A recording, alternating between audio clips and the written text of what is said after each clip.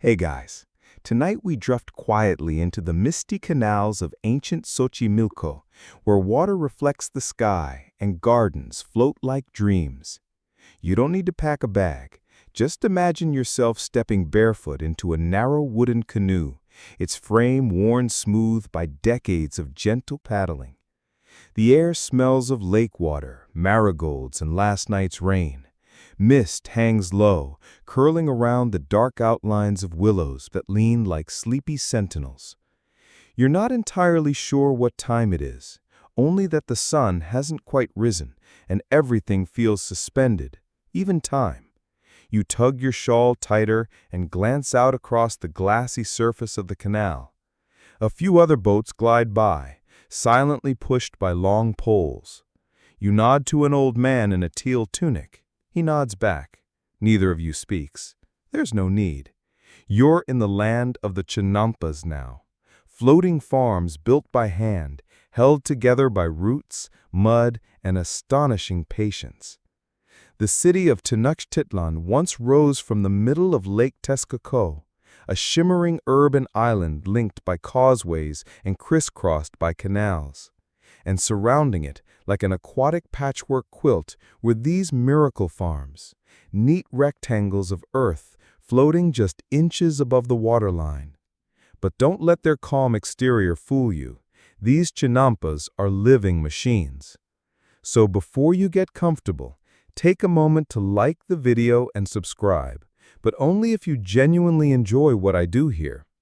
And let me know where you're listening from tonight, and what time it is in your corner of the world. I always love seeing how far this sleepy little boat drifts. Now dim the lights, maybe turn on a fan for that soft background hum, and let's ease into tonight's journey together. The first thing that strikes you is the silence. Not the absence of sound, because there are birds, rustling reeds, the occasional splash of a frog launching itself dramatically, but the quietness of activity.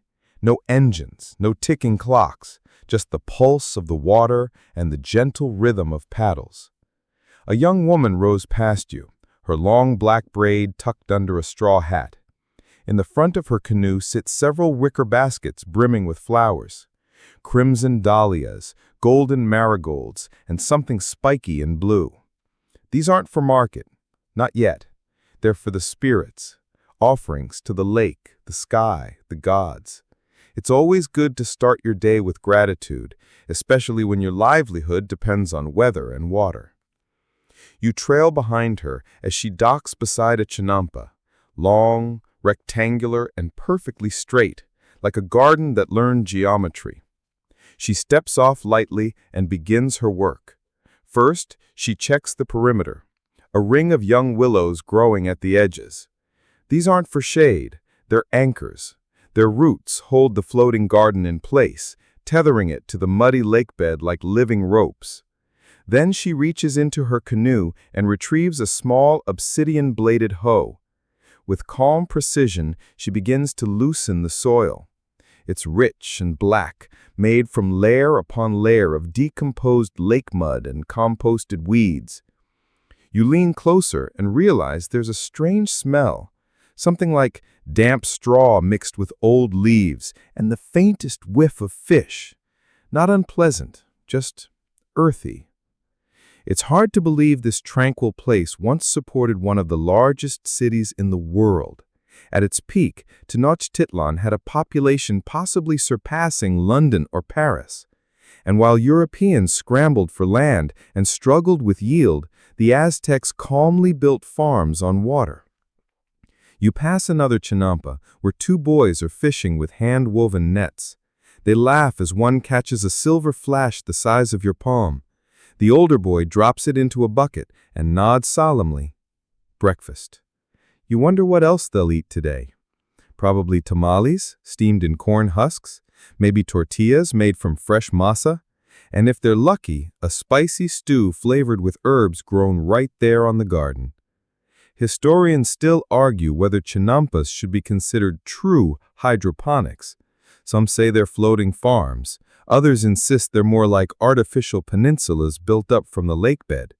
But to the people who built them, those definitions didn't matter. What mattered was that they worked, and they still do. At the edge of the canal, you spot a crumbling stone marker carved with glyphs. It's easy to miss, half buried in reeds and moss, but it marks the beginning of Xochimilco, the ancient district of floating gardens that has somehow survived invasion, colonization, and centuries of urban expansion. It's a UNESCO World Heritage Site now, though honestly, it looks more like a dream someone forgot to finish painting.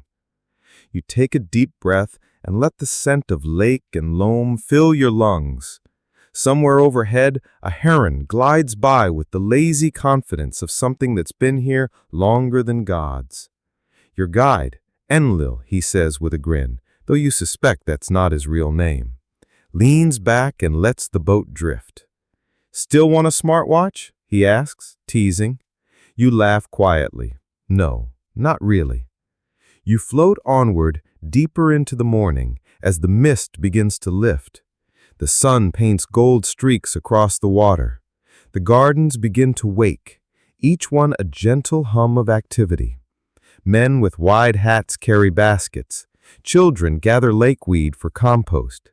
A woman sings softly as she picks tomatoes from a vine curling across a pole. It's not fast-paced. It's not efficient in the modern sense, but it's precise, harmonized, balanced, and, despite what the conquistadors later claimed, it's brilliantly intelligent. Somewhere in the distance, a flute begins to play. You don't know if it's from a boat, a garden, or just the breeze whispering through reeds, but you don't care.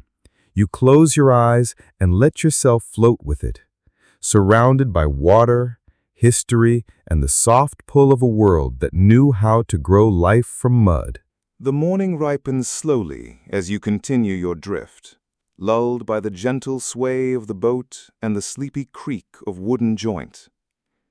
You pass another chinampa, this one a patchwork of greens, amaranth, beans, squash, and maize in tidy rows that would make a Renaissance gardener weep with envy. A pair of older men crouch near the edge, carefully transplanting seedlings with calloused fingers. Their tunics are russet and sun-bleached, their conversation quiet, like a wind brushing through tall grass. This is agriculture as choreography. You begin to notice the rhythm. Lake mud scooped and piled, willow roots interlaced, soil tended by moon phase and rainfall memory. One man hums while he works, not a melody you know, but a steady cadence that seems to match the tempo of the day. You glance around. There are no fences here, no mechanical plows, no sharp divisions. Just lake, mud, and people working as if they've always known this was the way. Historians still argue whether the Chinampa system developed independently or was adapted from earlier Mesoamerican wetland cultures. Some point to traces of similar techniques in Zapotec and Maya regions. Others insist the Aztecs simply perfected an older idea, adding their own flair, like using floating reed mats as seedling nurseries, or tracking growth by celestial movement. Either way, you're witnessing the result, a resilient, eco-synced farming system that's as poetic as it is practical. Enlil taps your shoulder gently and points at the water beside your boat. A thick net of underwater roots twists in a lattice so dense it almost looks woven. "That's the secret," he whispers. "It's not the mud, or even the crops. It's the web beneath, willow, tule reeds, roots and algae binding together like a living platform." You trail your fingers in the water. It's cool, silky, and full of motion. Tiny fish dart between submerged roots. A turtle peers up with disinterest, then vanishes. It's easy to romanticize all this, you realize. But it's not just pretty scenery. Chinampa farmers had to be biologists, engineers, and weather prophets. If the water flow got blocked, rot could set in. If the mud dried out, the whole bed could collapse. To keep the system thriving, they dredged lake-bottom silt and layered it over the chinampas regularly, replenishing nutrients and keeping everything buoyant. They called the black muck tiatl, a rich, almost magical sludge that nourished everything. It smelled vaguely sweet, like decomposing lilies and old corn husks. You know this because you just passed a man covered head to toe in it, joyfully shoveling the goo into a canoe while singing about frogs. You watch as he paddles toward his chinampa, dumps the silt in rhythmic piles, then smooths it with a palm leaf rake. Every motion is practiced, almost ritualistic. You're reminded of monks tending sand gardens, except these monks wear straw hats and have mud up their noses. The canoe glides past a series of raised rows where squash vines curl like green snakes, their blossoms a buttery yellow.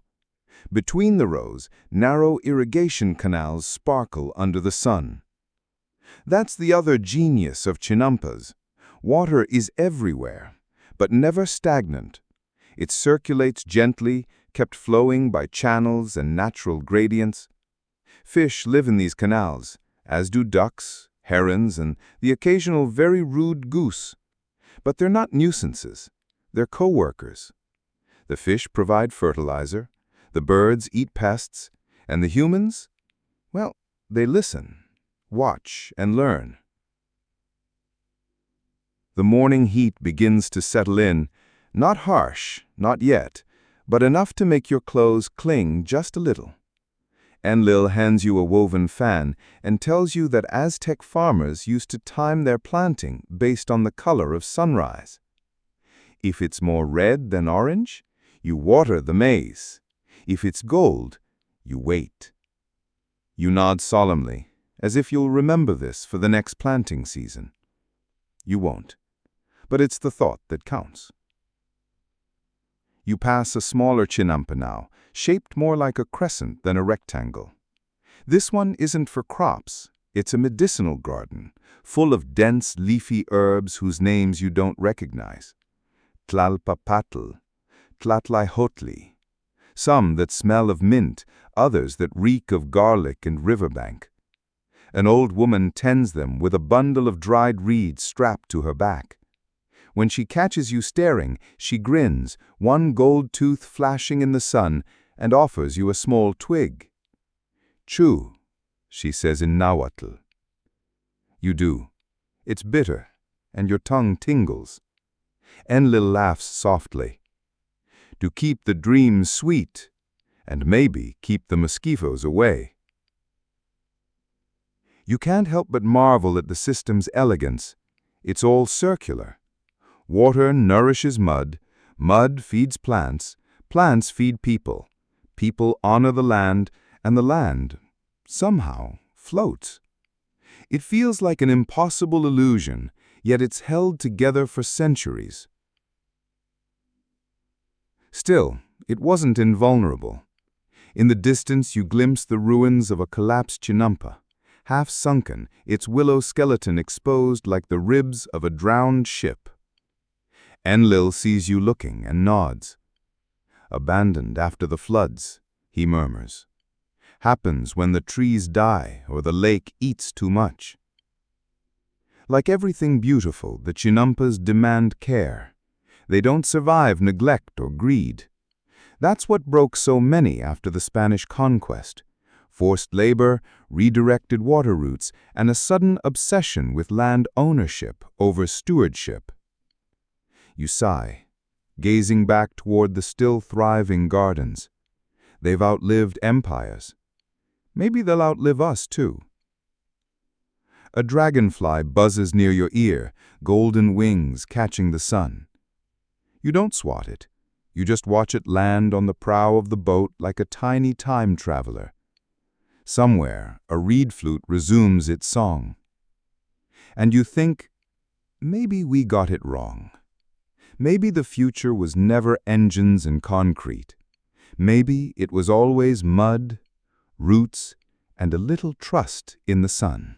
The canoe glides forward, parting lily pads as the day deepens. Your guide steers you down a narrower canal now, shaded by the gentle arch of willow branches. Dappled light flickers across your lap. The boat creaks in a language of ancient wood, and for a while you forget the rush of the modern world. No honking cars, no blinking screens, just water, trees, and the hum of something very old and very alive. On your right, a group of young farmers gathers on a floating platform made of reeds and compacted earth. They're shaping fresh chinampa beds, their hands thick with mud, their laughter easy. One holds a wooden pole upright, gauging the sun's position. Another marks a line in the soft earth with a sharpened bone. They're apprentices, learning by doing. And they're doing it in the same way their great-great-great-someone did. No blueprints, no step-by-step guides, just rhythm, observation, and stories passed through calloused hands. You watch as they plant the first seeds, maize kernels pressed into the earth with reverence, as if placing a coin in a wishing well. Then come the beans, and finally squash. The three sisters, they call them, crops that grow together like family. The maize shoots upward, the beans climb the stalks, and the squash spreads low, shading the soil. It's companionship farming at its finest, a system so elegant that modern agricultural scientists still marvel at it. One boy, no older than 10, steps forward proudly with a carved gourd full of fish bones. He sprinkles them into the soil as fertilizer. The smell is robust, but the effect potent. Enlil nods in approval. "The best fields smell a little fishy," he mutters.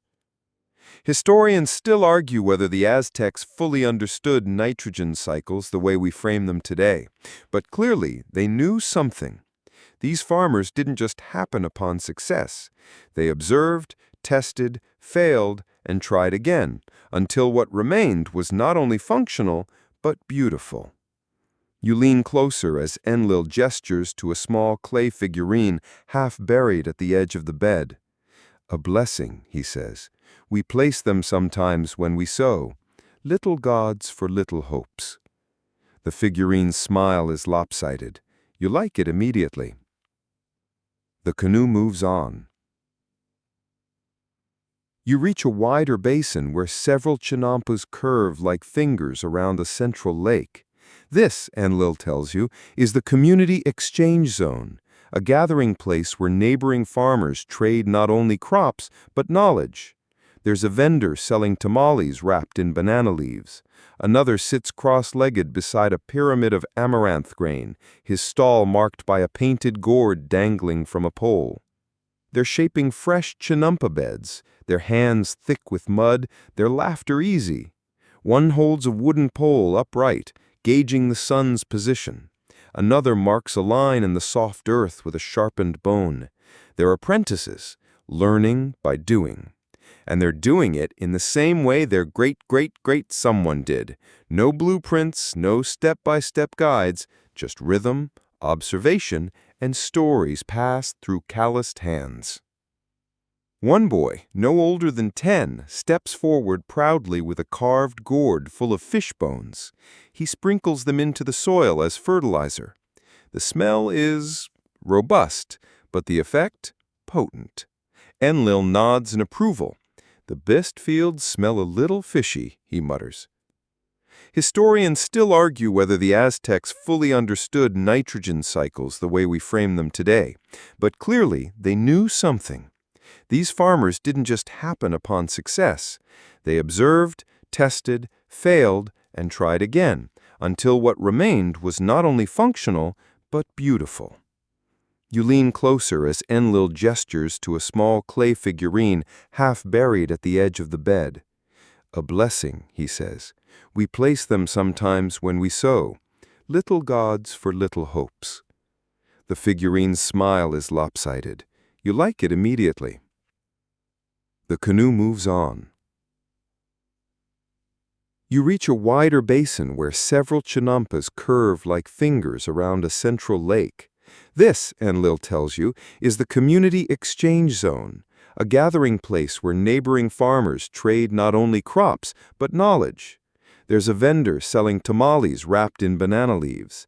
Another sits cross-legged beside a pyramid of amaranth grain, his stall marked by a painted gourd dangling from a pole. They're shaping fresh chinampa beds, their hands thick with mud, their laughter easy. One holds a wooden pole upright, gauging the sun's position. Another marks a line in the soft earth with a sharpened bone. They're apprentices, learning by doing. And they're doing it in the same way their great-great-great someone did. No blueprints, no step-by-step guides, just rhythm, observation, and stories passed through calloused hands. One boy, no older than 10, steps forward proudly with a carved gourd full of fish bones. He sprinkles them into the soil as fertilizer. The smell is robust, but the effect potent. Enlil nods in approval. "The best fields smell a little fishy," he mutters. Historians still argue whether the Aztecs fully understood nitrogen cycles the way we frame them today, but clearly they knew something. These farmers didn't just happen upon success. They observed, tested, failed, and tried again, until what remained was not only functional, but beautiful. You lean closer as Enlil gestures to a small clay figurine half buried at the edge of the bed. "A blessing," he says. "We place them sometimes when we sow. Little gods for little hopes." The figurine's smile is lopsided. You like it immediately. The canoe moves on. You reach a wider basin where several chinampas curve like fingers around a central lake. This, Enlil tells you, is the community exchange zone, a gathering place where neighboring farmers trade not only crops, but knowledge. There's a vendor selling tamales wrapped in banana leaves. Another sits cross-legged beside a pyramid of amaranth grain, his stall marked by a painted gourd dangling from a pole. They're shaping fresh chinampa beds, their hands thick with mud, their laughter easy. One holds a wooden pole upright, gauging the sun's position. Another marks a line in the soft earth with a sharpened bone. They're apprentices, learning by doing. And they're doing it in the same way their great-great-great someone did. No blueprints, no step-by-step guides, just rhythm, observation, and stories passed through calloused hands. One boy, no older than 10, steps forward proudly with a carved gourd full of fish bones. He sprinkles them into the soil as fertilizer. The smell is robust, but the effect potent. Enlil nods in approval. "The best fields smell a little fishy," he mutters. Historians still argue whether the Aztecs fully understood nitrogen cycles the way we frame them today, but clearly they knew something. These farmers didn't just happen upon success. They observed, tested, failed, and tried again, until what remained was not only functional, but beautiful. You lean closer as Enlil gestures to a small clay figurine half buried at the edge of the bed. "A blessing," he says. "We place them sometimes when we sow. Little gods for little hopes." The figurine's smile is lopsided. You like it immediately. The canoe moves on. You reach a wider basin where several chinampas curve like fingers around a central lake. This, Enlil tells you, is the community exchange zone, a gathering place where neighboring farmers trade not only crops, but knowledge. There's a vendor selling tamales wrapped in banana leaves. Another sits cross-legged beside a pyramid of amaranth grain, his stall marked by a painted gourd dangling from a pole. They're shaping fresh chinampa beds, their hands thick with mud, their laughter easy. One holds a wooden pole upright, gauging the sun's position. Another marks a line in the soft earth with a sharpened bone. They're apprentices, learning by doing. And they're doing it in the same way their great-great-great-someone did. No blueprints, no step-by-step guides, just rhythm, observation, and stories passed through calloused hands. One boy, no older than 10, steps forward proudly with a carved gourd full of fish bones. He sprinkles them into the soil as fertilizer. The smell is robust, but the effect potent. Enlil nods in approval. "The best fields smell a little fishy," he mutters. Historians still argue whether the Aztecs fully understood nitrogen cycles the way we frame them today, but clearly they knew something. These farmers didn't just happen upon success. They observed, tested, failed, and tried again, until what remained was not only functional, but beautiful. You lean closer as Enlil gestures to a small clay figurine half buried at the edge of the bed. "A blessing," he says. "We place them sometimes when we sow. Little gods for little hopes." The figurine smiles. You let your fingers trail in the canal water as the canoe glides through a shaded bend. The air grows cooler here, perfumed with damp reeds and the faint mineral tang of lake silt. Every now and then, a dragonfly skims the surface, its wings catching the light like tiny panes of stained glass. Somewhere behind you, the griddle man's song still echoes. But here, there's only the lapping of water and the distant call of a gull. Ahead, the chinampas grow wilder, less symmetrical, less manicured. Enlil notices your glance and explains, "This part of the system is not for crops." He gestures toward a sprawling patch of tangled green, where willow roots dangle into the water and tall grasses bend beneath their own weight. This is the buffer zone. It filters the water, holds the banks, gives frogs somewhere to sing. It's not just ornamental. These untamed chinampas serve as natural filtration systems, keeping the lake clean and nutrient-balanced. Some even house medicinal plants, amaranth, marigold, and epazote, all tangled together in fragrant, chaotic glory. And though they might not feed a city, they help keep it alive. A frog the size of your palm leaps into the canal with a soft plop. You watch the ripples spread and think about how clever this whole setup really is. Historians still debate whether the Aztecs inherited the idea of chinampas from earlier cultures like the Xochimilca, or if they perfected an existing technique. What's clear is this. By the time Tenochtitlan bloomed into its watery majesty, the floating gardens had become more than agriculture. They were infrastructure, ecology, art. The canoe bumps gently against a wooden dock, a simple structure lashed together from cedar poles and river rock. Enlil tethers the boat and helps you out. You step onto the island and feel the strange, springy sensation beneath your sandals. It's solid, mostly, but if you stand too long in one place, there's just enough give to remind you that this is still a raft, anchored by patience and willow roots. You follow a winding path through tall maize, the leaves rustling like paper. A dog, sleek and dark as obsidian, bounds past, chasing something only it can see. At the heart of this chinampa is a small shrine, no taller than your chest, made from river stones and painted clay. Offerings sit at its base, dried beans, feathers, a cracked bowl still dusted with ground cacao. "Xilonen," Enlil says softly, "goddess of young maize.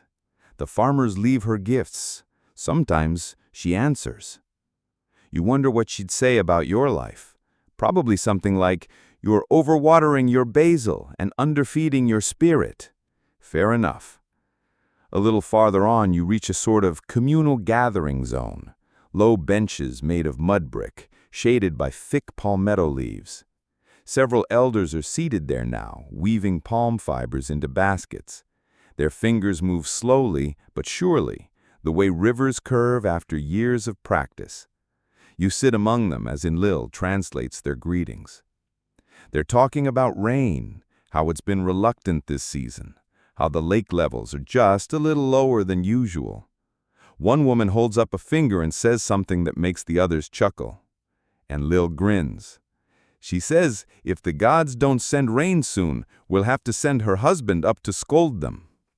You sip from a clay cup filled with a chilled drink made from fermented cactus fruit, tart, fizzy, and surprisingly refreshing.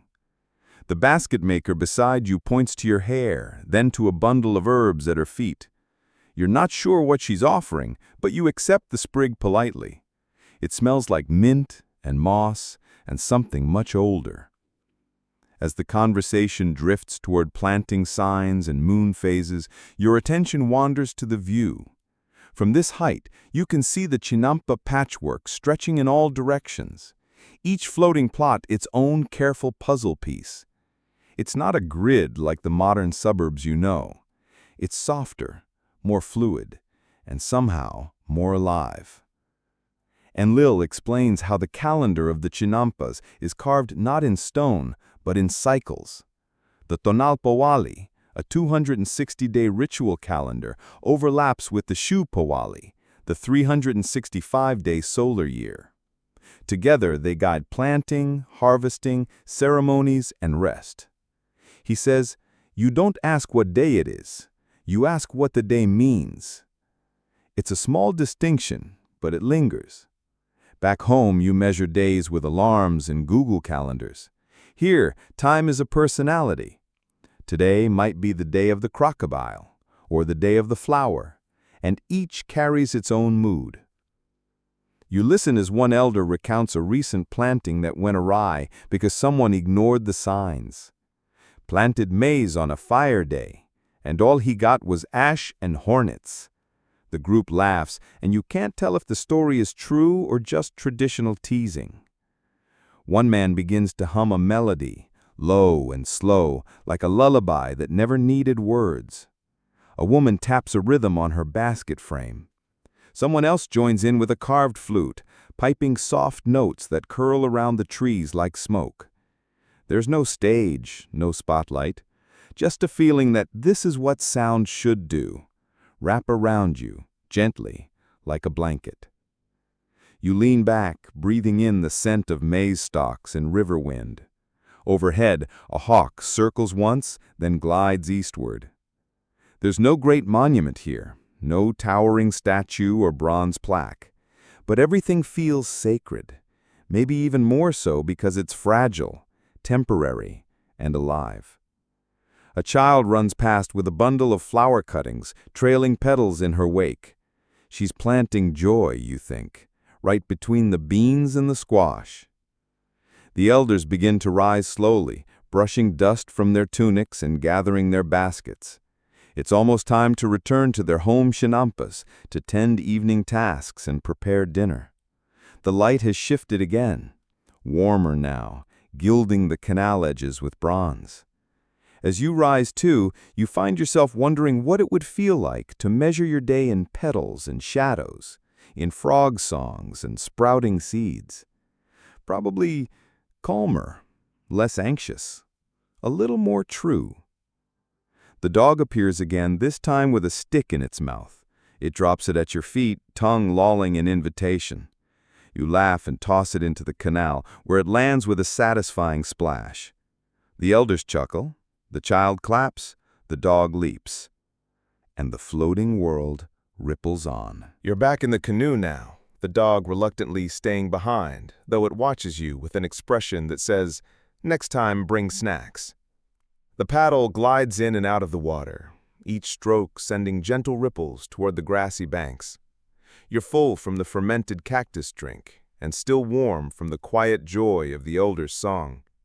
The chinampas stretch in every direction, some neat and symmetrical, others wild and overgrown, as if nature got distracted halfway through pruning. Enlil breaks the silence with a question. Do you know why chinampas never die? You glance over, unsure whether this is rhetorical or deeply philosophical. Because they float, but also because they're always being rebuilt.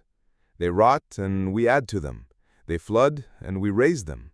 It never stops. This concept, oddly comforting, makes you think of your own projects back home, Half-finished spreadsheets, sourdough starters, unread novels. Maybe they're not abandoned. Maybe they're just waiting to float again. The canal opens into a wider stretch now, almost a lake within a lake.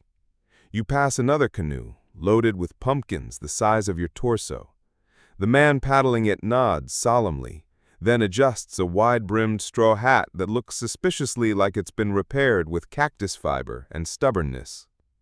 Here, Enlil says, is where the serious agriculture happens. This zone is for surplus, things to store, trade, or tax. You see it immediately, rows of maize so tall you'd need a ladder to harvest them, squash vines so wide they've swallowed the walking paths, and chili plants that look like they might bite back if startled.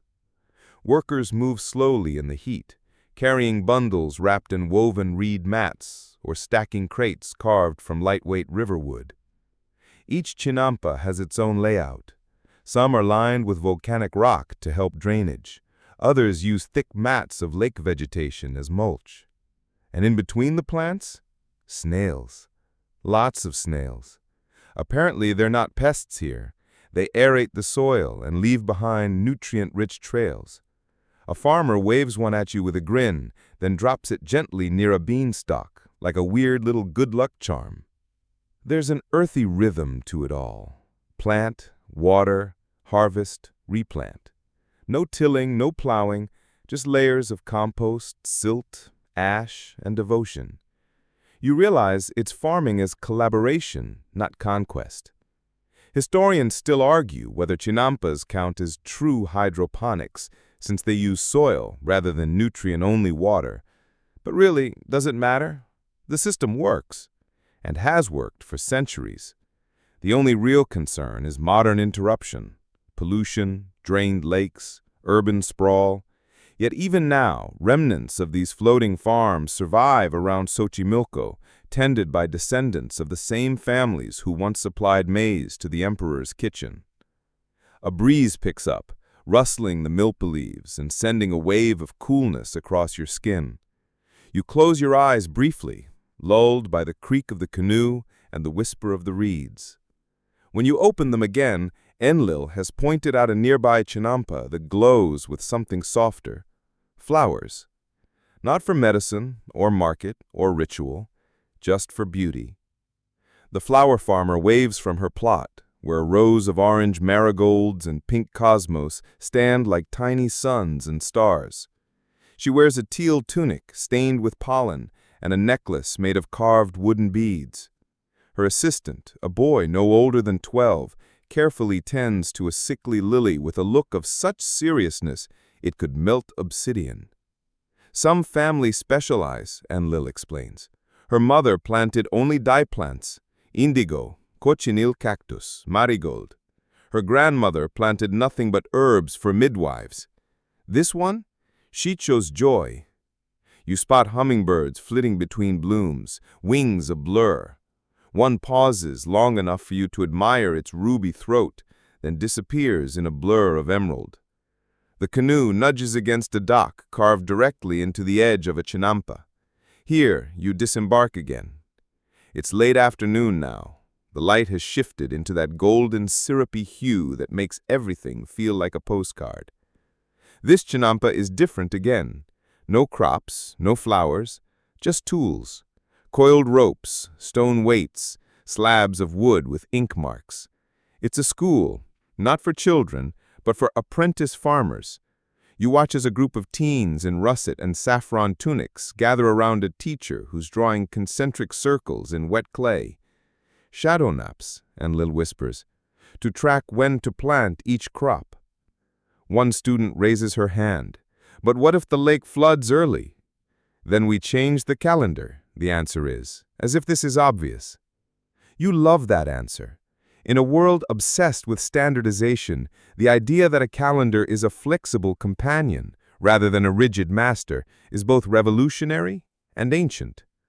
As the lesson continues, you wander toward a shaded bench where an older farmer sits alone, slowly sharpening a stone tool. He gestures for you to sit, then hands you a piece of obsidian to feel. It's heavier than it looks. He demonstrates how to score the stem of a squash without hurting the fruit, using a motion so smooth it's practically a dance. He says something in Nahuatl, and Enlil translates. He's telling you the squash used to grow much bigger before the birds got greedy. The old man chuckles, then adds another phrase. He says, "Some things improve and some things shrink, but the water still listens." You nod, not entirely sure what it means, but feeling it might be the truest thing you've heard all day. A bell chimes faintly in the distance, a clay wind chime hung from a nearby palapa. The apprentices begin packing up their clay tablets. The flower farmer is collecting blossoms in a basket. The day is starting to wind down, even if the sun hasn't quite touched the horizon. Enlil checks the paddle, then glances toward the water. "One more stop," he says. You step back into the canoe, careful not to tip it, and cast a final glance at the Chinampa school, the sharpening stone, the shadow maps drying in the sun. You wonder how many of your own lessons have been that quiet, that useful. The water welcomes you back. The canoe glides away from the school Chinampa, the sun now hovering in that soft afternoon place where it hasn't yet begun to set, but has lost its harshness. Shadows stretch just enough to be noticed. The paddling slows to match the mood, less transport, more meditation. Enlil hums under his breath, something rhythmic and old, and you catch yourself matching his breathing without meaning to.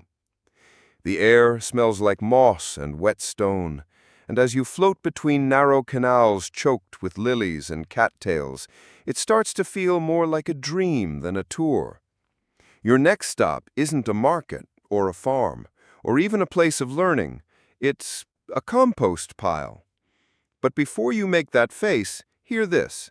It's the heart of the whole operation, or so Enlil insists. You want crops, you need soil. You want soil, you need rot. You pull up beside a wide, low platform piled high with reeds, waterweed, fish guts, broken pottery shards, crushed shells, and something that smells suspiciously like fermented tamales. It's steaming slightly in the late-day warmth, and several workers are raking it with wooden paddles into tidy squares. They wear indigo tunics tied at the waist and carry tiny gourd flasks looped through their belts. One worker pauses to wave, then tosses a scoop of fine ash onto the pile, muttering something you suspect is half prayer, half complaint. The air is thick with the smell of heat and renewal, oddly comforting, like a wet forest floor after rain. This is how Chinampas stay alive. It's all about layers: plant waste, lake mud, ash, bones, composted manure, then more lake mud. Like cake, but smellier. Historians still argue whether this layering technique originated fully with the Aztecs or if it was inherited from earlier cultures like the Xochimilca. But either way, the brilliance lies in its simplicity. Instead of exhausting the land, they enriched it, cyclically, endlessly. You spot a pair of elderly farmers walking along the canal's edge, balancing wide baskets on their heads. They pass a bundle of dried agave husks back and forth, debating whether to add them now or let them dry further. One insists it'll attract fewer bugs. The other swears the worms are good luck. Nearby, two young boys chase each other around a pile of crushed maize husks, their bare feet kicking up dust. One of them trips and lands in the compost, completely unbothered. His mother laughs and wipes him down with a handful of fresh reeds, which somehow seems to make him dirtier. A heron perches on the edge of a floating platform, watching this all with regal disapproval. It flaps away as a dog barks from somewhere deeper in the Chinampa maze. This compost station is more than a trash heap. It's a community ritual. Everyone contributes. Farmers bring stalks and leaves, fishermen donate bones and scales, cooks add peelings and spoiled tortillas. Even the temples send over flower offerings once they wilt. The gods eat first, but the worms eat last. The heat of the compost keeps pests away and speeds up decomposition. Occasionally, charcoal is added to absorb odor and improve fertility. Some chinamperos, floating farmers, even collect night soil. You don't ask too many questions about that, and Enlil mercifully doesn't explain further. Historians have debated how scalable this model was.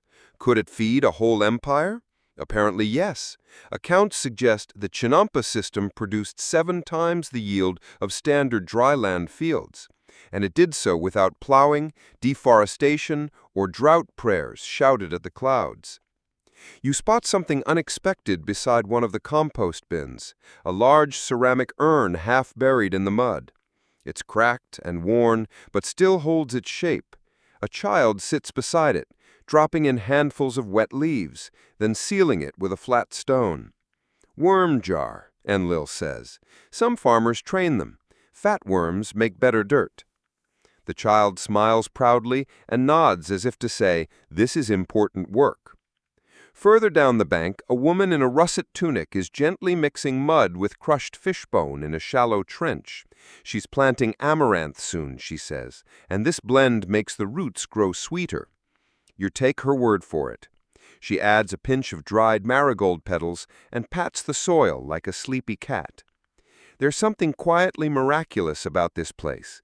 No machines, no plastic, no ticking timers or blaring alarms, just decomposition as design, rot as renewal. Enlil points out a shallow basin filled with dark liquid where someone has left a bundle of rotting maize stalks to soak. Fertilizer tea, he says with mock seriousness. Very artisanal. Aged 2 weeks, notes of swamp and foot. You laugh, which earns a few approving nods from nearby workers. Humor, apparently, is part of the recipe too. As you wander through the paths between compost bins and reed baskets, you realize this is the kind of space you could easily overlook, but without it, the entire system would collapse. It's not glamorous, it doesn't smell like flowers, but it keeps the cycle turning. You crouch beside a pile of dried lake scum and poke it with a stick. It crumbles like paper. A toad emerges underneath, blinks at you slowly, then hops away with exaggerated dignity.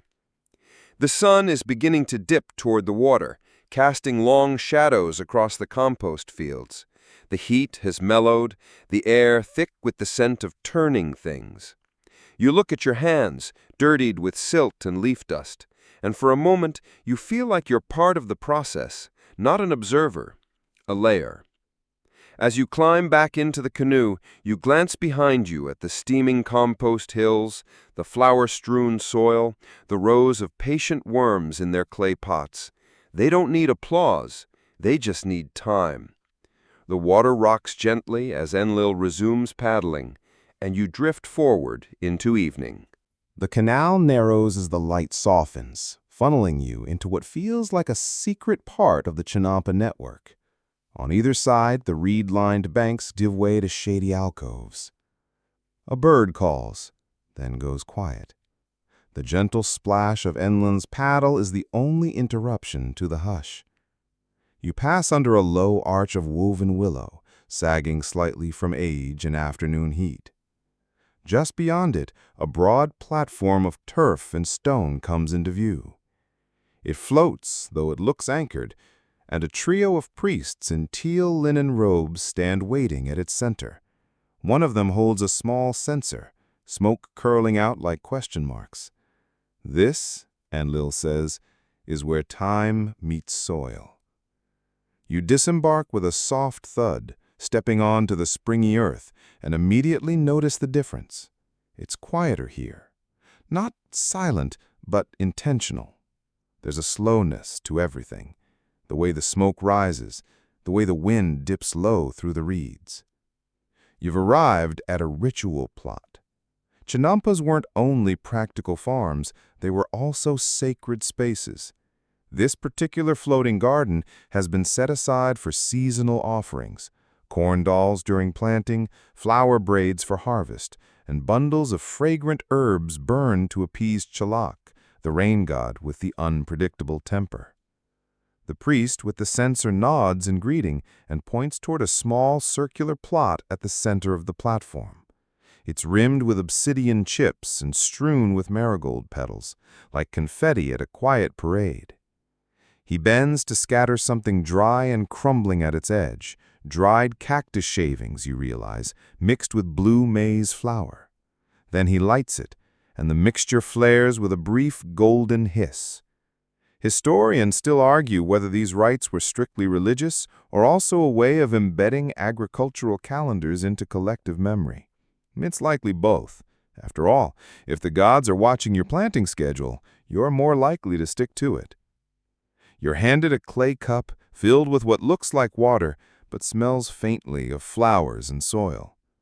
"Drink," says the priest, and you do, because you're polite and also curious.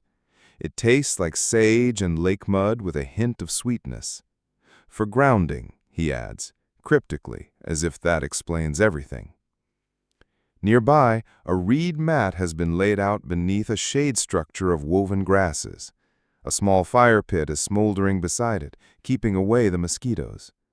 Someone's placed a bowl of tamales there, still warm, wrapped in green husks and tied with fiber cord. You're told they're for the ancestors, but also, for whoever's hungry. You sit cross-legged beside the pit and watch as another priest smooths a layer of crushed shell into a spiral across the soil. It glints in the dimming light like a constellation, like someone's mapped the stars into dirt. This spiral is more than decoration, it's a calendar of sorts, or maybe a prayer. Each curve corresponds to a seasonal change, each chip of shell a reminder that nature's cycle isn't a straight line. It loops, bends, repeats.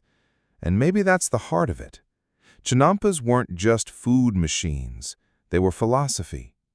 They mirrored the way the Aztecs saw time, not linear, but circular, not ticking forward, but spiraling in and out, full of births, deaths, returns, and quiet midnights where nothing seems to move, but everything's changing. You trace the edge of the spiral with your finger, and your skin comes away dusted in bone-white powder. A goosebumps moment, sacred and earthy all at once. One priest begins to chant, low and slow, words tumbling like water over stone.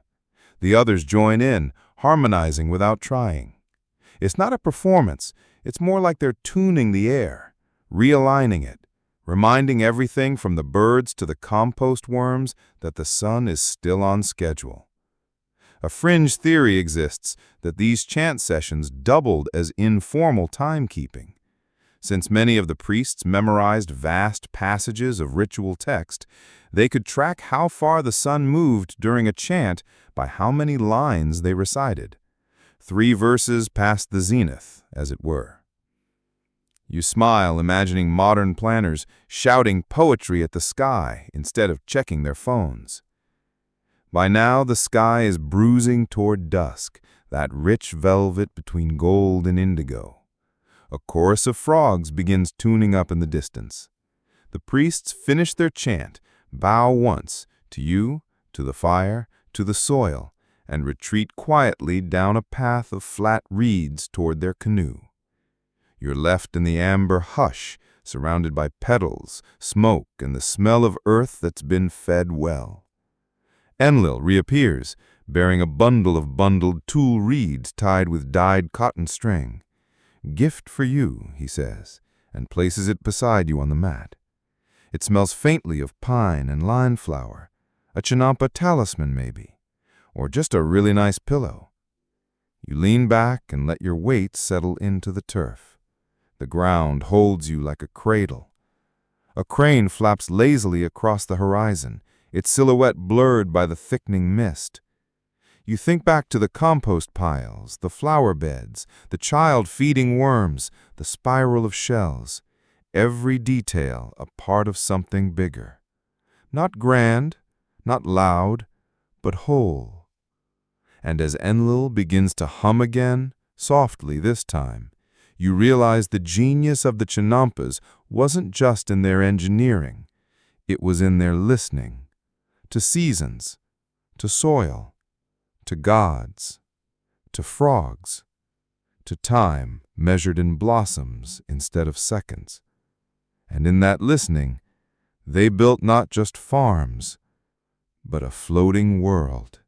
The mist thickens, soft as cotton and warm like breath, curling around the water's edge as Enlil guides the canoe away from the ritual garden.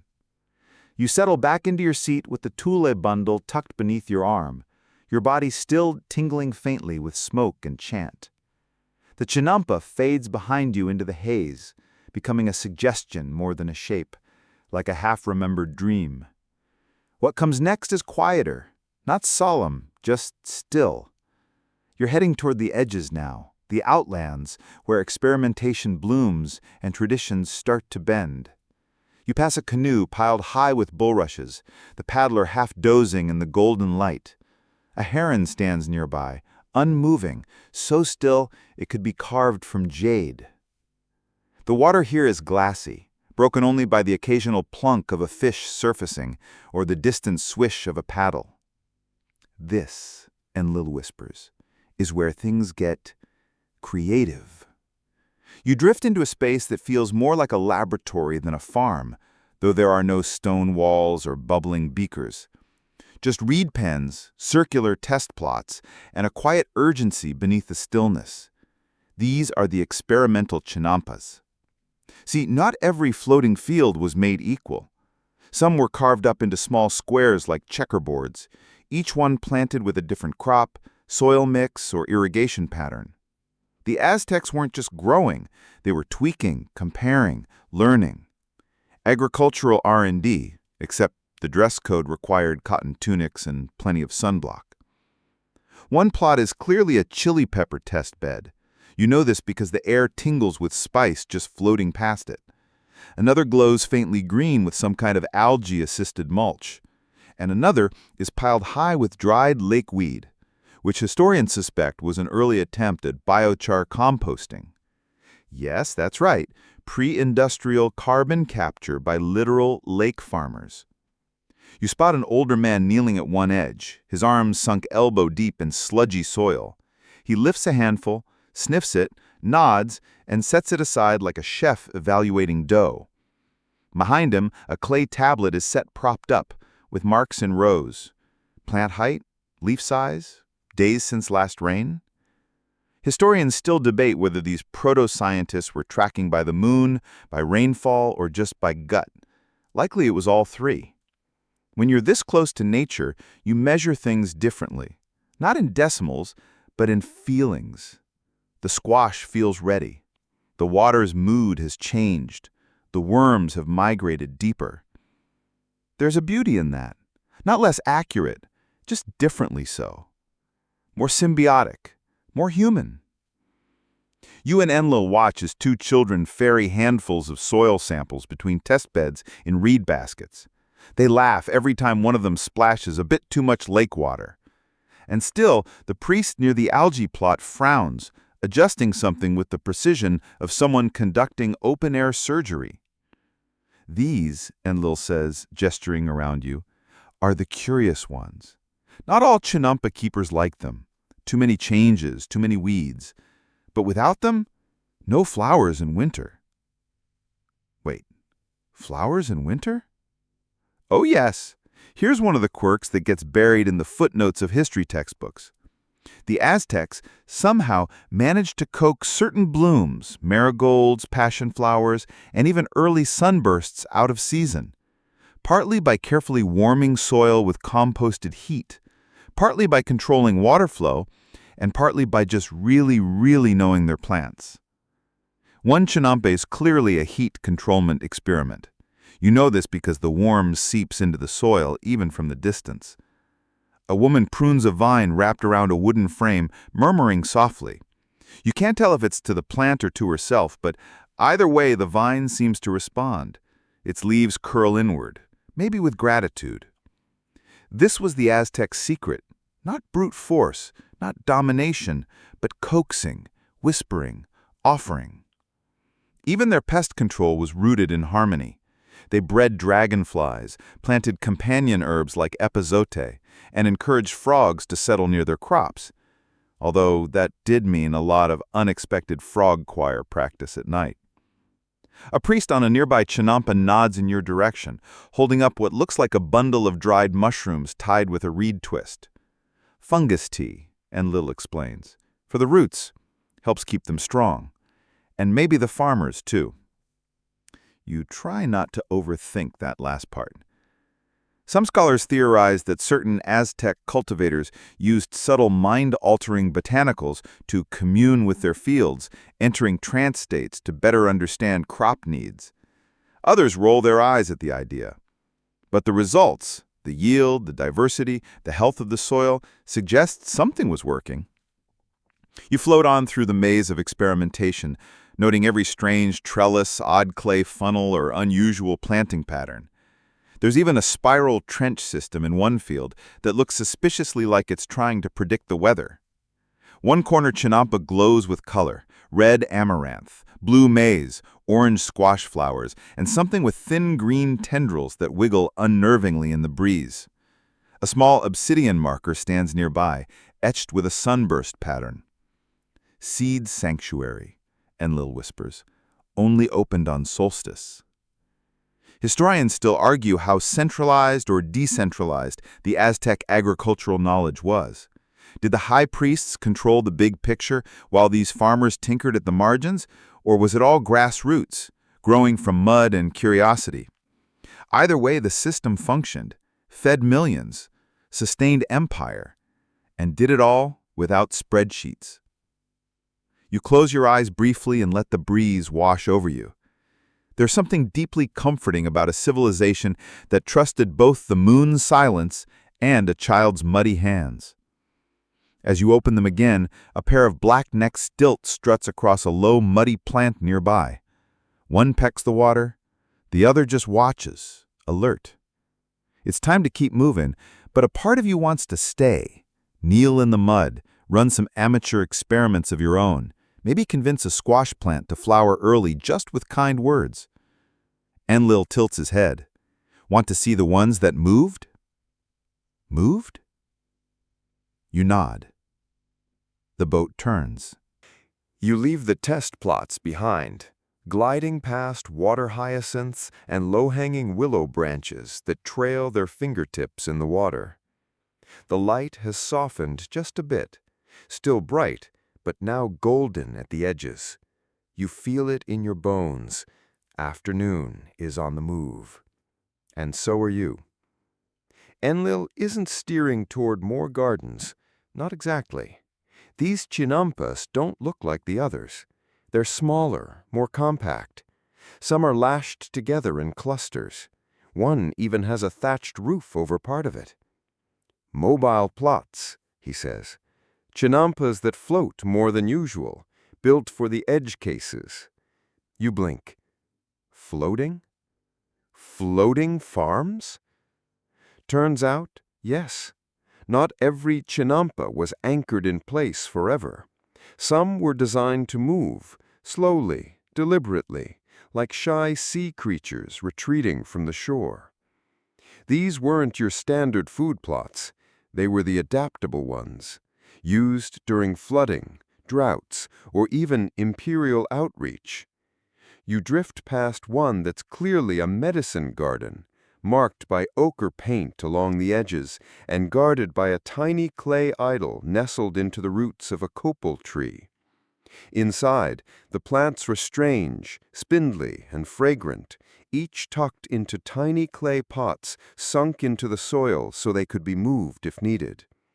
A priest crouches there, carefully pruning something with jade-handled shears. When he looks up, his eyes are marked with smudges of charcoal, protection against sun glare and bad spirits alike. He nods to Enlil. Not much is said. These are quiet gardens, built for watching, not boasting. Historians still argue whether these mobile chinampas were emergency farms or sacred labs, Enlil murmurs. Could be both. One of the platforms has several bird cages suspended from tall reeds. Hummingbirds flit between flowers, pollinating as they go. You spot an obsidian mirror to track their movements, a kind of winged timepiece. The air smells like wet grass and warm reeds. Everything is slightly unsteady here. Even the water seems unsure whether to ripple or remain still. You lean forward and run your fingers through the surface, half expecting to find roots. But the chinampa ahead is tethered only by long, trailing vines. It bobs gently as two women adjust its orientation using long poles. They're not farming, they're steering. This is how new settlements began, not just by clearing land, but by ferrying food with them. The Aztecs didn't always wait for dry ground. They brought the garden along. You can picture it. A canoe convoy, weeks out from the capital, hauling seed, soil, and a ready-to-plant floating chinampa, like a very muddy caravan. Add sun, stir gently, and within days, fresh produce appears where there once had been only lake. Of course, not everyone agreed with this. Some priests believed the sacred connection to land was diluted if the soil didn't remember its place. Others worried about rogue gardens drifting off like leafy pirates. But for the border communities and marsh-edge villages, mobile chinampas were a lifeline. You drift past one with maize stalks barely waist-high. A boy crouches there, carefully transplanting sprigs of wild spinach. He offers you one with a grin and a word that probably means, tastes better than it looks. You accept, nibbling on the bitter leaf, and wonder what else might be growing underfoot. One fringe theory Enlil shares, with a sideways glance, is that some mobile gardens were used to spy. Hidden among clusters of ordinary chinampas, a listening post, disguised in morning glory vines, could drift close to enemy shores without raising suspicion. A garden of secrets, if you will. Whether true or not, the image sticks. And then there's the chinampa with the shrine on it. You stop. There's a small altar, simple but unmistakable, surrounded by bundles of corn and white lilies. Smoke curls up from a censer fashioned from glazed clay. At its base, 7 flat stones form a spiral. This isn't farming. This is offering. Some scholars suggest that floating shrines like these were to thank the lake for its gifts. Others believe they were used to ask forgiveness when a harvest failed. Either way, they're a reminder. Chinampas weren't just economic tools. They were spiritual platforms, where food met faith and water met sky. You close your eyes for a moment and feel the bob of the canoe beneath you. It's hypnotic, calming, like the lake is breathing, and you're resting in its slow, steady rhythm. When you open your eyes again, Enlil is smiling. Hungry? You nod before you've even processed the question. He gestures toward one final mobile chinampa, a wide, low platform shaded by an awning of palm leaves. Beneath it, bowls of steaming tamales, roasted squash, and something that smells suspiciously like cinnamon. You float closer and see a family clustered there, sharing their midday meal. They beckon you. You hesitate, but only for a second. Then you're pulling yourself aboard with Enlil's help and sinking down onto a reed mat. The meal is quiet, the food warm and simple. A woman offers you a clay cup filled with pulque, and you sip, surprised by its sweetness.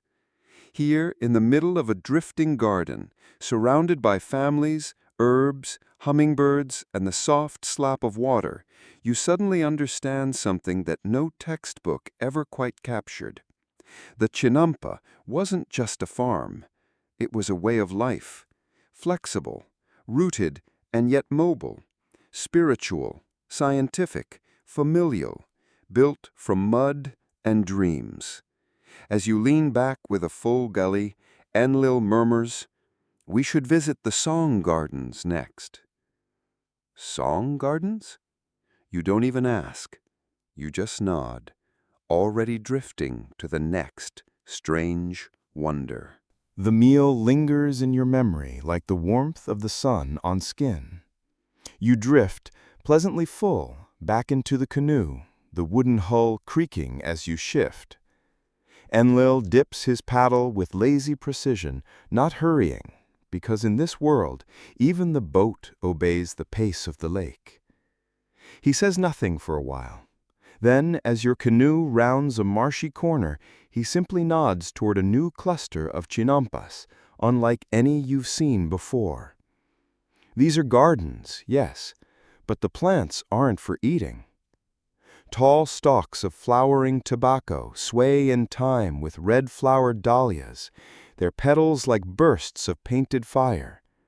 Hummingbirds flicker through the stems, pausing briefly to dip into bloom throats before vanishing again. The air hums, not just with wings, but with something else. Music.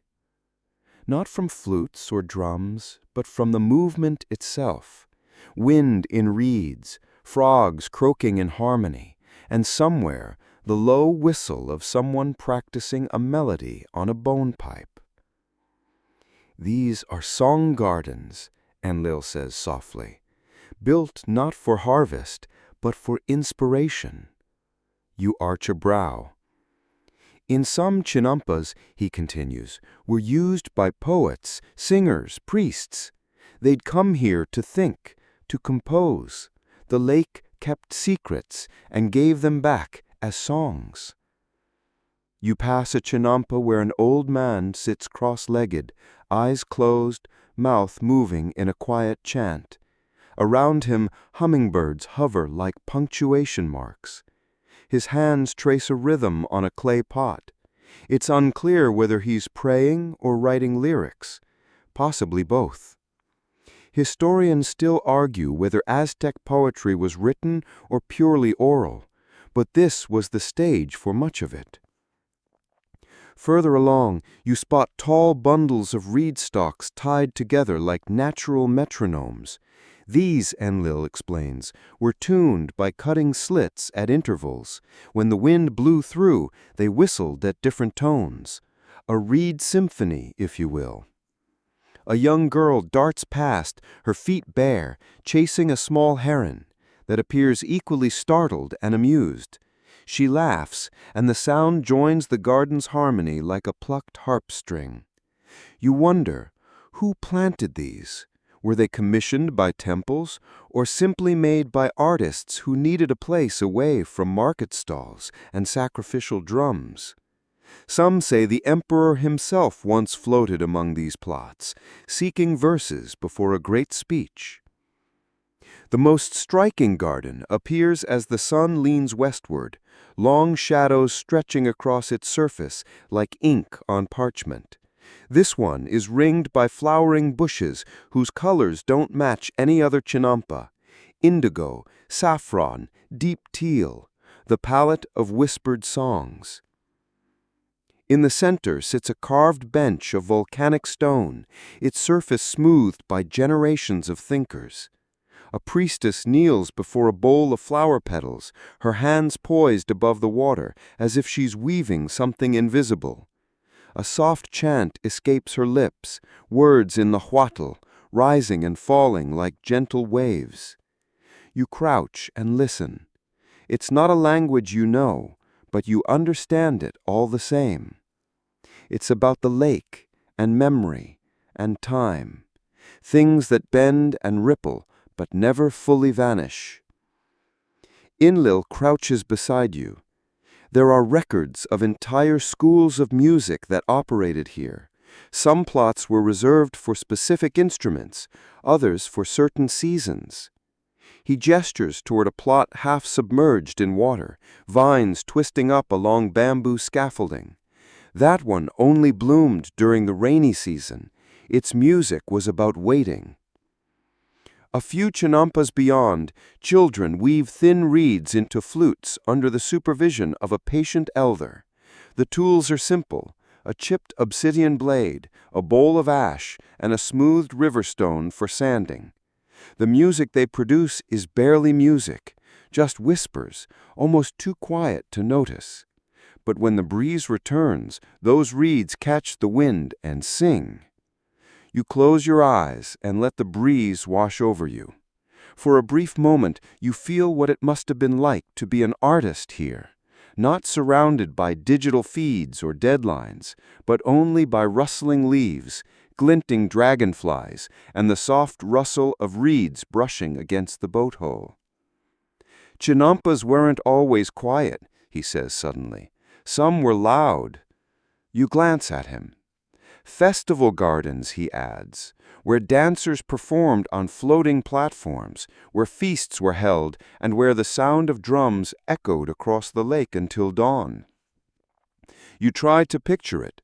Torches lit along the lake's edge, boats arriving like flickering stars, each filled with music and roasted maize, laughter echoing over the water, fireworks of petals, rituals and rhythms flowing into the dark.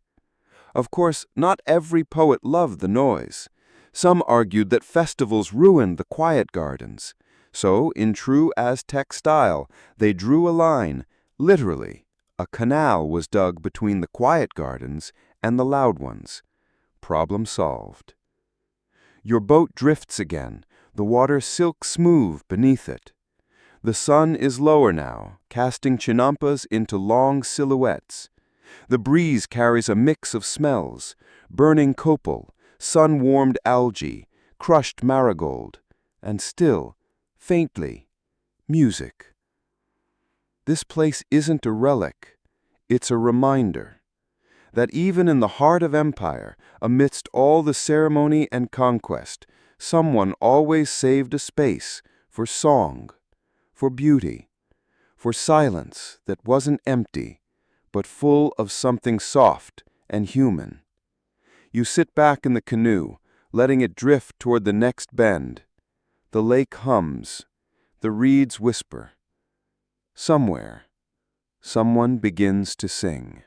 The lake narrows here, the waterway threading between chinampas more tightly, like a hallway carved by green. Your canoe floats on without effort, guided more by the current than by Enlil's paddle. Overhead, the branches of awiote trees, those willow-like guardians of the chinampa borders, form a loose canopy, dappling you in soft gold and green. This section, Enlil murmurs, was for medicine. You lean forward. Chinampas weren't just for food or flowers. Some were purpose-built for healing, for cultivating the strange, the bitter, and the sacred. As your canoe glides past, the signs are everywhere: rows of tall plants with yellowing leaves, plots marked with bundles of dried bark, small cloth flags fluttering over delicate seedlings. The air smells different here, sharp, earthy, tinged with mint and something like cloves. These plants, Enlil continues, were part of a pharmacopoeia older than most cities. Healers, called tisitl, used them to treat everything from fevers to dreams. Yes, dreams. Aztec medicine wasn't limited to the body. It believed in spirits and balances, in energies that drifted or collapsed. A sneeze could be physical or spiritual. A cough might need tea or ceremony. Historians still argue, Enlil adds, whether Aztec medicine was more effective than its European counterpart at the time. But one thing's certain: they washed their hands more. You glide past a plot where a healer kneels in front of a drying rack stacked with marigold petals. She presses them between thin pieces of bark, placing each with slow reverence. A patient lies nearby, wrapped in cotton blankets, a clay bowl steaming beside them. From the smell, you guess it's filled with hoja santa and lime blossom, used for calming the nerves. In the distance, a row of skulls on a wooden altar catches your eye. "Don't worry," Enlil says with a chuckle. "Those are offerings, not threats." It turns out that some healing plots were also spiritual spaces. Here, medicine and prayer worked together.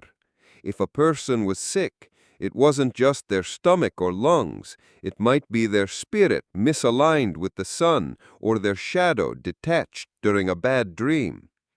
On one floating plot, you see small animal figurines placed beside the plants, clay toads, hummingbirds, jaguars.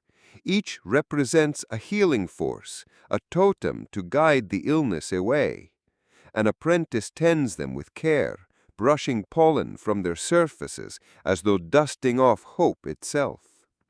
Further along, Enlil points out another kind of medical chinampa, this one less mystical, more experimental.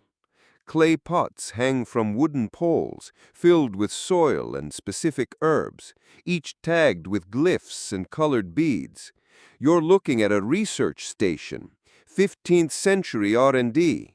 Healers documented which roots worked best with which fevers, whether morning sunlight improved potency, or which flowers wilted fastest in the presence of disease. It wasn't just trial and error, it was science in its own rhythm. Clay tablets recorded symptoms, changes, outcomes. Patients were observed and sometimes gently interrogated. "How's your stomach today? Did the dream stop? Any more screaming goats in your sleep?" That last one, by the way, might relate to a common fever hallucination. Aztec healers took dreams seriously. You dreamt of fire ants? That meant liver trouble. You dreamt of corn melting? That meant you needed a cold poultice and possibly fewer hallucinogenic mushrooms. And yes, there were those. The so-called divine plants grew here too. Mushrooms, morning glories, peyote. Carefully tended, used only in ritual or extreme healing. These were not garden variety crops. They were keys to other realms. One garden in particular is laid out like a spiral, raised earth curving inward until it reaches a single stone seat in the center. A ritual garden, used, according to Enlil, for trance sessions guided by a tisitol and a singer. A patient would sit in the middle, surrounded by scent, sound, and sunlight filtered through painted cloth. No walls, no tools, just nature and intention. And you ask, did it work? Enlil smiles. People survived. Sometimes they laughed again. That's something. Along the canal's edge, a young boy balances a basket of dried herbs on his head. He whistles softly, stopping now and then to trade with people in passing boats. Chamomile for coughs, epazote for cramps, mint for, well, just for smelling nice.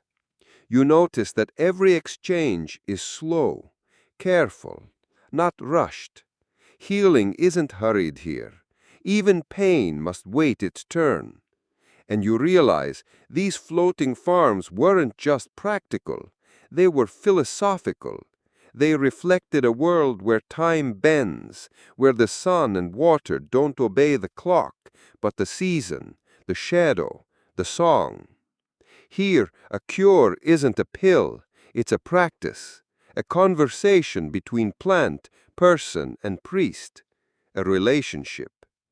You pass one last chinampa where elder tisitls sit in a circle, drying roots over low coals. They laugh gently, trading stories. One pauses to crush something between their fingers, offering it to you. It smells like sweetgrass and citrus. Memory, that's what this plant is for, Enlil says. You inhale deeply. For a second, you remember something you never lived. A twilit field, the sound of frogs, a voice singing in Nahuatl. The moment passes, but the scent remains. The light begins to shift now, no longer blinding and white, but softened, mellowed by the slow arc of the afternoon sun. Shadows lengthen across the chinampa beds, stretching like sleepy cats after a long nap. You and Enlil drift into a quieter part of the system, where fewer workers remain, and the plants seem to rustle more audibly, grateful for the cooler air. He tells you, this is where the keepers of time used to work. You blink. I thought that was the priests. True, Enlil says, but even they needed reminders. The Aztecs, like many Mesoamerican cultures, followed intricate calendars, including the Tonalpohualli, a 260-day ritual cycle, and the Xiupohualli, the solar year of 365 days. But instead of paper calendars or wall clocks, they used natural cues, shadows across carved stones, bird migrations, the color of maize leaves. And in places like this, gardeners built living clocks. You look around. The plots are laid out in strange angles, not the neat rectangles you've seen before. Enlil gestures to a low wall of stones partially buried in the soil. Its edge lines up perfectly with the lengthening shadow of a willow tree. The moment the tip of shadow touches the fifth stone, a bell in the temple would be struck. It was time to begin the evening prayer. Elsewhere, a plot of sunflowers has been carefully cultivated to bloom in a precise pattern, different clusters opening on different days, tracking both season and light. They aren't grown for seeds, they're grown for rhythm. Historians still argue whether this kind of timekeeping was truly accurate or more symbolic, but for the Aztecs, symbolism was accuracy. He pulls the canoe up beside a small landing made of woven reeds and steps out, motioning for you to follow. The soil beneath your feet feels cool now, as if sighing under the weight of so much sun. You pass a set of clay markers embedded in the path, each with a glyph carved into its center. Stars, footprints, spirals. These were once part of a teaching trail, where young initiates walked in silence, learning the dance between the heavens and the crops. When this plant bloomed, it meant rain was 2 weeks away. When this bird called at dawn, it meant the winds would shift. When Venus rose in the west, don't plant anything, just pray. A group of children sit nearby, each with a small wooden board in their lap. They aren't drawing animals or faces, they're sketching patterns, geometric, abstract, symmetrical. One girl adds a dot to a spiral and looks up proudly. It's a day marker for the day when maize first sprouts. Her teacher nods and gives her a small clay bead, a reward perhaps, or a marker in a game of cosmic arithmetic. Nearby, a wall has been carved with interlocking rings, one for the sun's path, one for Venus, one for the moon. It's worn smooth by centuries of fingers tracing their orbits. This isn't science as we know it. It's storytelling, ritual, geometry, agriculture, woven into a single fabric. And you begin to notice that everything here is interconnected. A carved log rests at an angle beside a chinampa, casting a thin shadow across a narrow groove in the dirt. A painted feather hangs from a tree, fluttering at the same time each afternoon. Even the smell of certain flowers, stronger at sunset, served as time signals. These were timepieces of texture, sound, scent, and shadow. You sit beside Enlil on a stone bench shaped like a crouched jaguar. He points upward toward the sky. There, that gap between the trees. Watch. As you do, the sun slips behind a notch formed by the mountains beyond the lake. It lingers there, framed in stone and green, and for one long moment, the entire field glows in amber and rose. Somewhere, a conch shell blows. It's sunset, according to the mountain's tooth. They built temples to line up with this moment, but the gardens knew first. One garden here has no crops, only smooth stones laid out like scales. As the sun hits each one, they light up, reflecting tiny flecks of mica embedded in their surface. You watch a shimmer move across the stones like a ripple in time. It's beautiful, and it's practical. That last glint marks the beginning of the time when watering must stop.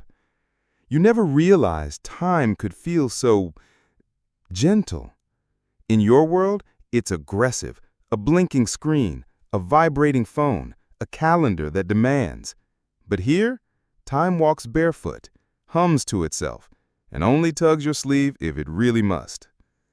Not all clocks tick, Enlil says, as if reading your thoughts. Some bloom, some cast shadows, some sing. At the end of the garden, a small clay flute hangs from a post. As the evening breeze picks up, it whistles softly, just one note. It's a signal to the farmers across the lake. Come home. A boy unties his canoe. An elder folds a cloth over her shoulder. A pair of twins scoop water into a gourd for the journey back. No alarm, just a flute in the wind. You and Enlil step back into the canoe. The sky is soft now, clouds painted in diluted wine and ash. The chinampas behind you grow still, as if sinking into sleep. Even the flowers seem to lean toward the dusk, nodding gently, petals dimming. There's something deeply reassuring about a world where the end of the day is cued not by numbers, but by petals and shadows. And you realize this is what the Aztecs taught, without even meaning to. That time can be seen, smelled, touched. That a garden isn't just for food, it's for orientation. Not just in space, but in soul. The canoe drifts onward. You exhale, and the breeze carries it away. Night arrives without fuss. No sudden drop, no fanfare. Just a gentle exhale of warmth from the day, a softening of colors, and a deepening of shadows until they blur into one continuous shade. You lie back in the canoe, knees bent slightly under the curve of the wooden frame, and above you, the stars begin to stitch themselves into the sky. The boat drifts silently past the resting chinampas, their surfaces just visible in the starlight, like pieces of the earth floating in a mirror. Here and there, a frog croaks, distant and slow, like it's too tired to be fully alarmed. Fireflies blink lazily in the reeds, making constellations of their own. Now we reach the time of the watchers, Enlil whispers.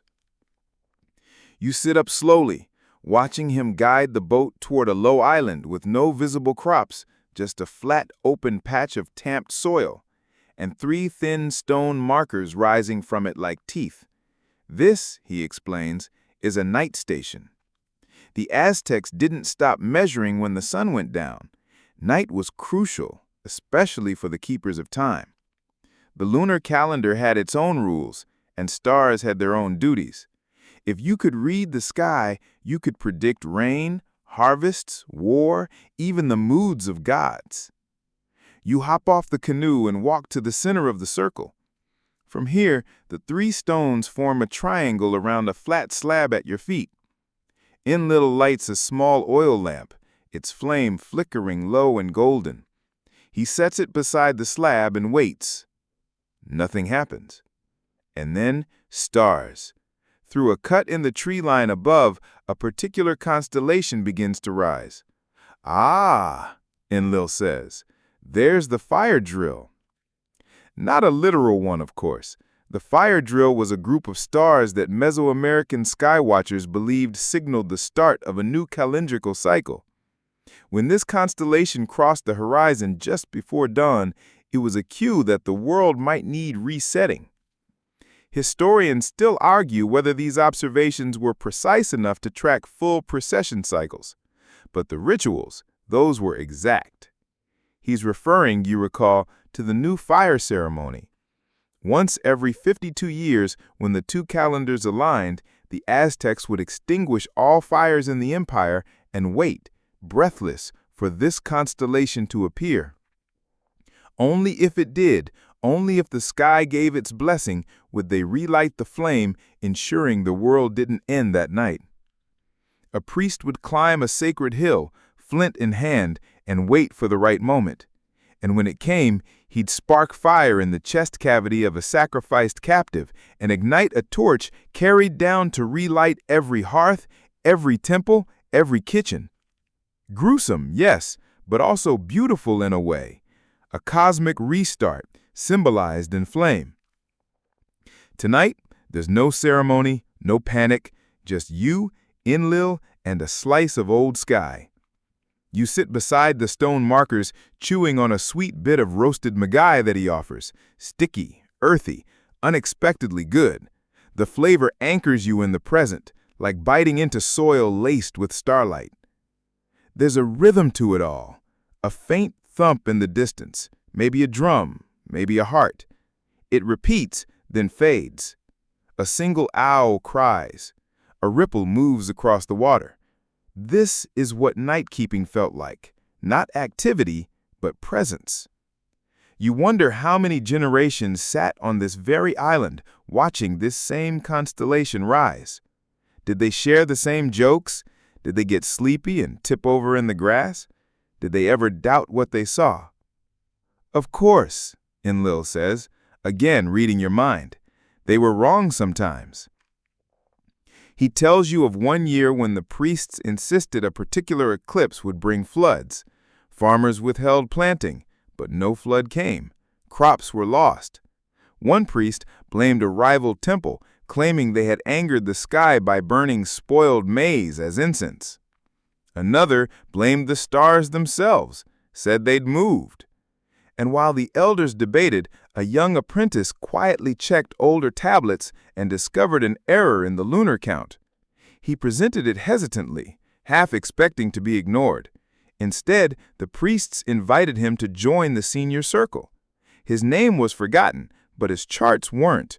You can still see them carved into stone on the temple's base. This was how the Aztecs lived, not with certainty, but with reverence and response. In the distance, a dog barks once, then settles. A breeze picks up, moving through the reeds like a sigh. And above you, the Milky Way stretches in full, a river of stars echoing the one you floated on earlier. A few feet away, Enlil unrolls a woven mat and lies down, hands behind his head. He murmurs, "When I was a boy, I thought each star was a god's eye watching you." You nod. That sounds about right. And you realize how these ancient watchers understood something most modern folks have forgotten, that to track the sky is to remain small, grounded, and humble. You don't command the heavens, you observe, you listen, you wait. Some of the best measurements are made with the neck craned, the eyes squinting, the soul quiet. Your back finds the soft earth and your breath begins to slow. You watch as another cluster of stars rise, maybe the jaguar throne, the rabbit in the moon. You can't quite recall, but it doesn't matter. Tonight, you're just a pair of eyes in the dark, sharing ancient silence with generations of stargazers. And high above, the stars blink slowly, as if trying to stay awake with you. The next morning, the world feels like it's been rinsed clean. The sky is pale with early sun, dew clings to the edges of the chinampas, and the air smells like wet clay and crushed mint. You stretch your arms overhead and catch sight of a white heron lifting lazily from a canal bank, wings barely flapping as it glides into the quiet blue. Enlil, already awake, of course, sits cross-legged at the edge of the island, hair slightly mussed, chewing something fibrous and green. When he notices you stirring, he tosses you a narrow stalk of amaranth. "Good for the joints," he mumbles. "And the mood." You take a bite. It tastes like slightly bitter celery with a hint of grass and something faintly toasted. Not delicious exactly, but grounding. Today's lesson, he tells you, is about what happens when the watchers become the watched. He gestures behind you, and you turn to find 3 children, no older than 10, walking along the edge of a neighboring chinampa. They're not barefoot, but their sandals slap softly on the soil. One carries a folded reed mat, another holds a small clay tablet, and the third clutches a feathered quill dipped in black pigment. They're apprentices, Enlil says, but not of the old ways. You learned that by the end of the Aztec Empire's height, timekeeping had started shifting again. It had always evolved, gathering accuracy, folding in layers, expanding with empire. But now, with the pressures of trade, war, diplomacy, and tribute, even shadow and star reading needed backup. So priests began teaching their apprentices to cross-reference, not just the gnomon shadow, but also the position of Venus at dawn. Not only the star rise at dusk, but the behavior of ants, the flowering of certain trees, the taste of the first maize husks. A triple confirmation, Enlil calls it. One shadow, one sky sign, one earthly signal. It was a safeguard, against mistakes, yes, but also against ambition. Because while astronomy is exacting, politics is not. Kings, you're told, occasionally requested eclipses for ceremony or festival days to coincide with their birthdays. One emperor even tried to delay a sacred planting week because he wanted more time for a military parade. Historians still argue whether these political tweaks led to subtle calendar drift, or if the priests subtly corrected behind the scenes to maintain balance. You walk beside Enlil along a narrow path bordered by marigolds, their saffron petals glowing in the early light. Every few feet, there's a stick protruding from the soil. Some are bent, some worn smooth, others wrapped in cotton thread. Markers, he says, each from a different watcher. It seems that over time, different priestly families, each assigned to different regions or temples, developed slightly different systems. Some favored lunar timing, others swore by equinox shadows. Some even created new glyphs to mark local signs, the bloom of the coyote bush, the arrival of dragonflies, the moment water lilies opened fully. It was a patchwork, but a beautiful one. One corner of the garden is marked with a mosaic tile sun, cracked slightly, with pieces missing. Enlil kneels there and dusts off an embedded disk of copper. This, he says, is a forgotten sundial, once meant to standardize the city's time. Didn't work. You can imagine it. One grand design meant to unify all schedules. But the gardens, the sky, the watchers, none of them cooperated perfectly. The sun angle varied, reflections threw off measurements, birds nested in the gnomon. Eventually, it was abandoned. And in a way, that feels right. Because the Tinampa system was never about rigidity. It was about balance, adaptation, fluidity. You didn't command the land, you partnered with it. And so too with time. You didn't wrangle the hours into perfect grids. You read them, you adjusted, you flowed. Enlil leads you to a shaded alcove under a flowering guava tree. On a stone bench rests a stack of tablets, some cracked, others smoothed with age. Each bears the mark of a different school of timekeepers. You flip through one. The glyphs are orderly at first, then waver toward the bottom. There are small annotations, possibly directions, maybe confessions. A faint smudge trails from one corner like someone hesitated mid-mark, maybe reconsidering what the stars had told them. Another tablet contains only seasonal symbols: a maize kernel, a rabbit, a jaguar, a swirling gust of wind. That one's for children, Enlil says. A teaching tool. They'd recite the seasonal cycle through symbols, like song. He hums a few notes. They rise and fall like birds hopping between branches. You wonder, did the children of Tenochtitlan dread timekeeping lessons the way modern kids dread math class? Or was there joy in it? A thrill in seeing your stick's shadow match a priest's? A pride in noting the arrival of spring before your peers? Maybe, just maybe, it wasn't about exactness after all. Maybe the goal wasn't to define time, but to dance with it. You hear laughter, gentle, unsure. One of the apprentice children has spilled ink on his tablet. The others crowd around to help. One offers a fresh sheet of clay. The mistake is smoothed over. The lesson continues. No scolding, no panic. Enlil smiles. Even time forgives itself. And suddenly, You understand why this story has lingered for so long, why Chinampas and skywatchers still captivate. It's not just about agriculture or astronomy. It's about something deeper. How people learn to live with the world, not on top of it. In floating gardens and fading stars, in softened clay and crooked sticks, in 1,000 little rituals and 1,000 little errors, you sit back beneath the guava tree, and for a moment, everything feels still. Not paused, not frozen, but balanced. As if the world for just one breath is keeping time with you. The sun has now passed its apex and begun its slow golden descent. Shadows reappear, soft at first, then sharpening like the edges of a well-used obsidian blade. The chinampas shift hue as the light warms, and somewhere across the water, a distant flute begins to play. You and Enlil have moved to a higher perch, a wooden platform overlooking the water canals like a quiet balcony. The planks creak under your weight, and the breeze brings with it the scent of marigolds, water mint, and the unmistakable tang of drying earth. From up here, the layout of the gardens becomes clearer.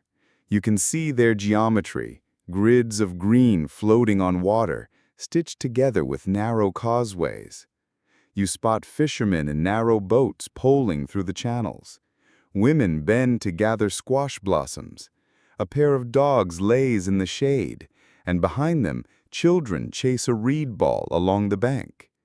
The gardens are alive, but also orderly. Not in the strict militarized sense, more like a dance floor where every step has been practiced so often that no one needs to speak the rhythm out loud anymore. Enlil gestures to the far edge of the Chinampa zone, where a small shrine stands half-shaded by a cypress tree. That's the Watcher's Shrine, he says. Not for gods exactly, for the ones who watched in their stead. You both walk there in silence. The path is bordered with crushed maize husks and set stones. At the entrance of the shrine is a shallow bowl filled with dust and tiny angular pebbles. Enlil picks up a stick and places it upright in the center. The shadow barely reaches the rim. This, he says softly, is where it ends. The shrine interior is unadorned, except for a low shelf lined with clay tablets, some too weathered to read, others sharp and clean. On one wall, a sequence of tiny holes allows light to enter in precise shafts. The light slices across the wall at such an angle that it almost glows. It marks equinox, he explains, when the day and night shake hands. You realize this wasn't just a place to measure time, it was a place to feel it. Some historians still argue whether shrines like this were purely observational or had ceremonial functions as well. Others suggest they were part of priestly training, used to test apprentices on their ability to read light and wind. But here, in this quiet space, none of that matters. You feel the air itself slow down. A dragonfly hovers mid-flight. Even the birds seem to pause between notes. Enlil kneels at the back of the shrine and opens a hidden drawer. Inside is a smooth, circular stone tablet carved with spiral patterns. Around its edge are not numbers, but glyphs: maize, fire, water, wind, jaguar, toad. This, he says, is the keeper's wheel, passed down from watcher to watcher. He sets it gently on a stone pedestal in the center of the shrine. The afternoon light touches its surface, and for a moment, the spiral seems to move.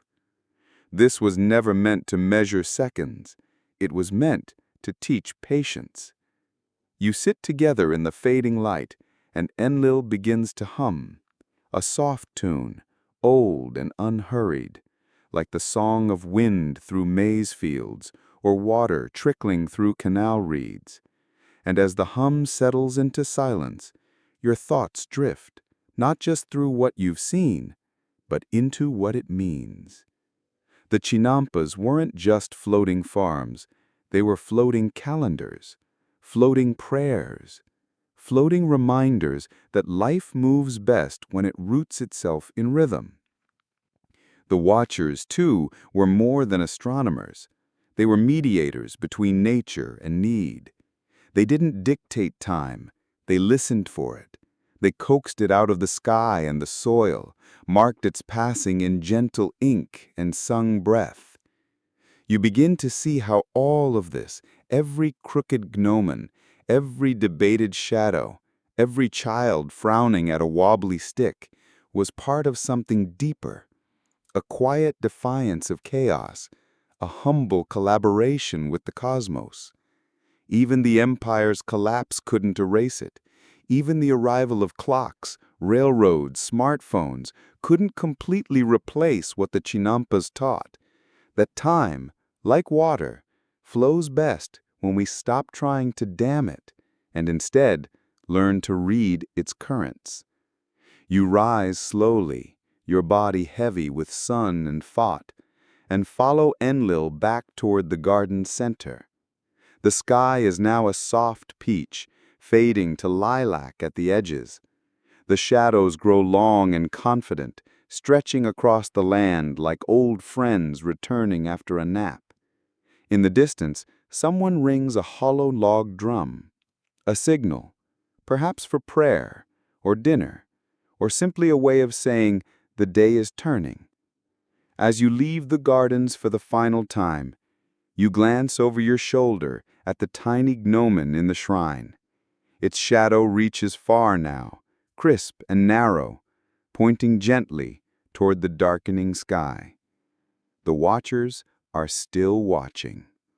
And maybe, just maybe, so are you.